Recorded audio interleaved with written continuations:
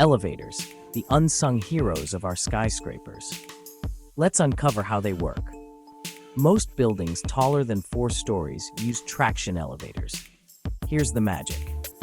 A motor at the top of the shaft turns a sheave, a fancy word for pulley. This pulley raises and lowers cables connected to the cab and a counterweight.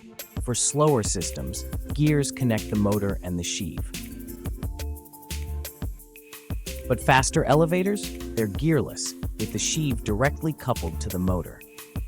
Now, here's the cool part: improved dispatch technology.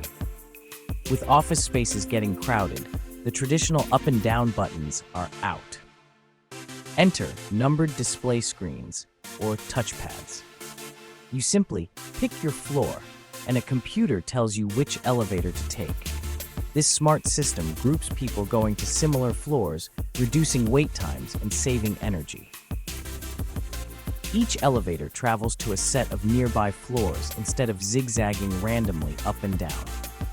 So next time you're in an elevator, remember, there's a lot more happening behind the scenes than meets the eye. Stay curious, folks.